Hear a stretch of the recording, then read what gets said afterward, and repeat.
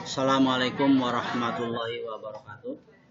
Pada pertemuan kali ini kita akan membahas gametogenesis pada hewan dan manusia.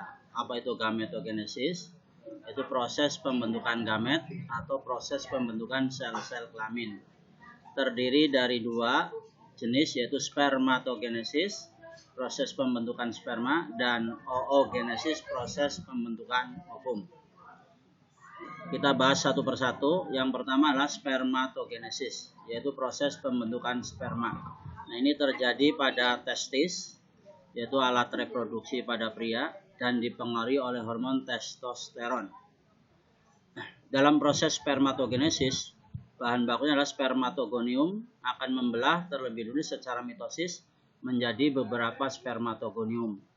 Kemudian masing-masing spermatogonium akan tumbuh dan berkembang menjadi spermatosit primer. Dan spermatosit primer ini akan membelah pada pembelahan meiosis 1 menjadi dua spermatosit sekunder. Kemudian masing-masing spermatosit sekunder pada pembelahan meiosis kedua akan membelah menjadi spermatid.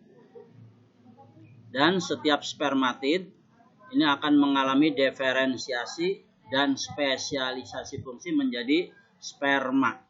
Jadi kesimpulannya, tiap satu spermatogonium dalam satu rangkaian spermatogenesis akan membentuk 4 buah sperma yang keseluruhannya adalah fertil, artinya subur atau siap membuahi. Kemudian yang kedua adalah oogenesis, yaitu proses pembentukan ovum. Nah, ini berlangsung pada ovarium atau indung telur yang dipengaruhi oleh hormon estrogen. Oogonium, bahan baku oogenesis itu oogonium. Pada awalnya oogonium itu akan membelah secara mitosis beberapa kali sehingga menjadi beberapa oogonium. Dan setiap satu oogonium akan tumbuh dan berkembang menjadi oosit primer. Oosit primer pada pembelahan meiosis 1 akan membelah menjadi oosit sekunder dan badan polar atau sering disebut juga polosit.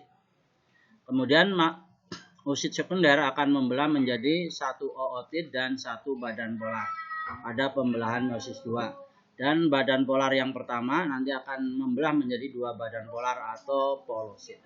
Jadi yang dihasilkan yaitu satu ootid dan 3 badan polar atau 3 polosit. Kemudian ootid akan berkembang menjadi ovum. Jadi kesimpulannya, tiap satu oogonium akan dihasilkan satu ovum dan 3 badan polar atau 3 polosit. Polosit itu atau badan polar itu adalah ovum yang kekurangan sitoplasma, jadi akan bersifat steril atau mandul atau tidak bisa dibuahi. Nah, itu secara ringkas proses gametogenesis yang terjadi pada hewan dan manusia. Terima kasih. Wassalamualaikum warahmatullahi wabarakatuh. Berapa menit, Pak? Sudah selesai.